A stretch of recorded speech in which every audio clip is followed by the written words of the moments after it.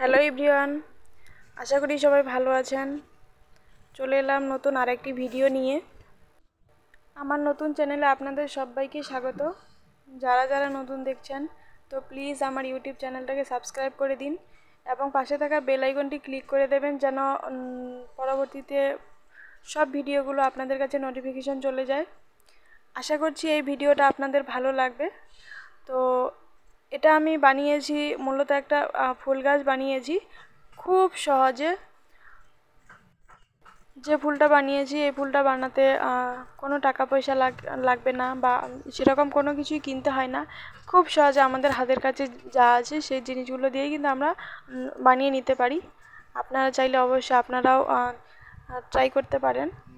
তো এই জন্যে প্রথমে আমি একটা লাইলিং কাপড় নিয়েছি। বেশ কিছুদিন আগে কসমেটিক্সের দোকান থেকে একটা লাইলিং কাপড় নিয়ে এসেছিলাম। এই লাইলিং কাপড় মূলত কাপড়ে ব্যবহার করা হয়। এটা শক্তও থাকে, আর্ট পেপারের মতো। তো রং পেপারে রং পেপারে হয় যে সেগুলো কিনতে কিন্তু অনেক দাম লাগে, যেটা যেটা আমার কাছে মনে হয় যে কেনই বা এটা কিনবো। তো এই লাইলিং কাপড়টা আমি 25 টাকা দিয়ে কিনেছিলাম, তাও বেশ কিছুদিন আগে। আর এটা দিয়ে আমি অনেকগুলো ফুলও তৈরি করেছিলাম। তো আজকে নতুন একটা ফুল তৈরি করছি, সম্পূর্ণ নতুনভাবে চেষ্টা করেছি আমি আমার মতো করে বানাতে। ফুলটা কেমন হবে অবশ্যই আপনারা জানাবেন, আর আশা করি আপনাদেরও ভালো লাগবে। তো এই জন্যে লাইলিং পেপারটা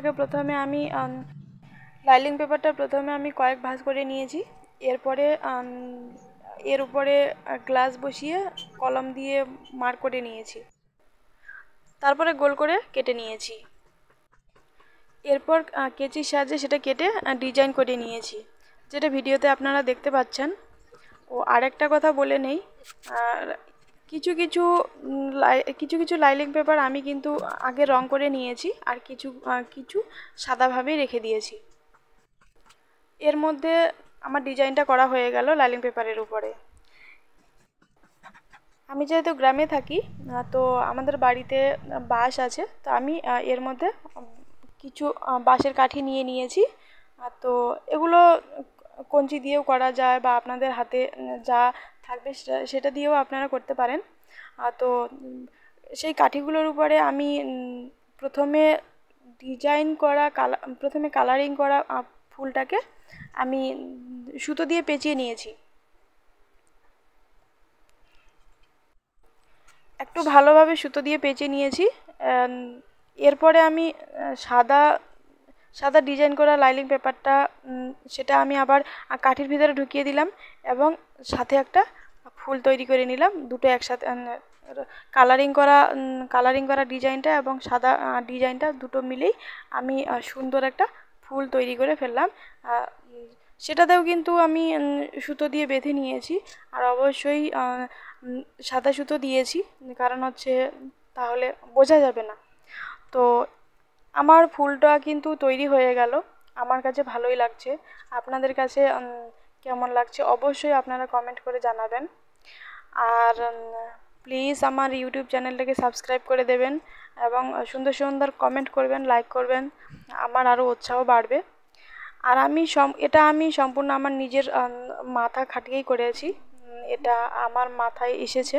আসলে আমি যেগুলো বানাই সেগুলো সব কিছুই আমার মাথার মধ্যে ভাবি যে কোনটা বানানো যায়, কি আইডিয়া বানানো যায়, তো কি ডিজাইন বানানো যায়, তো সেই হিসেবে আমি বানাই। আমাদের গ্রামে পাট আবাদ হয়। তো আমি একটা পাটকাঠি নিয়েছি, পাটকাঠি ছোট করে কেটে নিয়েছি। তো সেই বানানো ফুলগুলোকে আমি সেই পাটকাঠির মধ্যে গেঁথে দিচ্ছি। তো আসলে এটাকে পাটকাঠি বলে, কিন্তু আমাদের আঞ্চলিক ভাষায় এটাকে সিঞ্জা বলে। তো আমি সিঞ্জাই বলছি। কার এলাকায় কী নামে এটাকে বলে অবশ্যই আপনারা কমেন্ট করে জানাবেন। তারপর সম্পূর্ণ ফুলগুলোকে আমি সিঞ্জার মধ্যে গেঁথে নিয়েছি এবং ফুলের টব হিসেবে আমি একটা বোতল ব্যবহার করেছি। প্রথমে প্রথমে একটা বোতল ব্যবহার করেছি।